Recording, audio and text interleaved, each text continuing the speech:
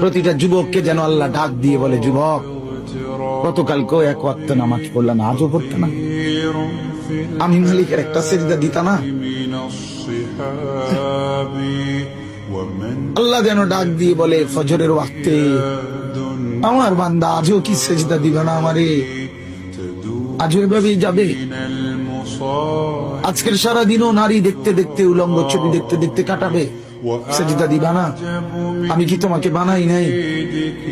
আমি কি তোমাকে চোখ দেই নাই? আমি কি তোমাকে কান দেই নাই? আমি কি তোমাকে জবান দেই নাই? আমি কি তোমাকে দুইটা ঠোঁট দেই নাই? ইয়া আইয়ুহাল ইনসানু মা গাররাকা বিরাব্বিকাল কারীম। আল্লাহ বলে, আমার বান্দা, কে তোমাকে আমার মতো দয়ালু মনিব থেকে ভুল পথে নিয়ে গেল? কে তোমাকে পথ হারা করে দিল? আমার চাইতে আপন জন তুমি কাকে পেল? এত বড় আসমান যিনি দিলাম, আমি আপন হইলাম না? এত বড় জমিন যে দিলাম, আমি আপন হইতে পারলাম না?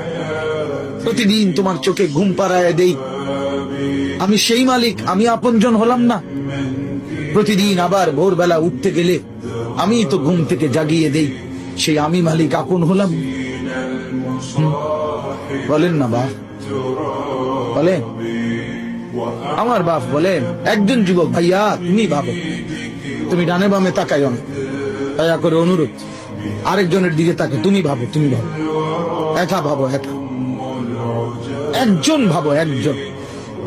তুমি ভাবো দোস্ত, ডানে বামে তুমি দেখো না। তুমি ভাবো মালিক তোমার কাছে কি একটা সেজদা পায় না?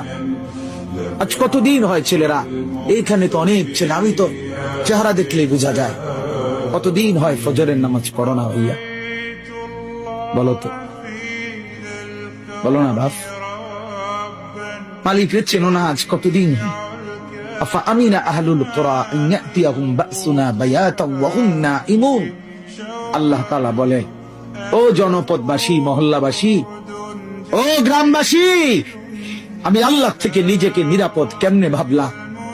আমি আল্লাহ তো চাইলে ঘুমন্ত অবস্থায় আযাব দিয়ে ধ্বংস করে দিতে, জানো তুমি?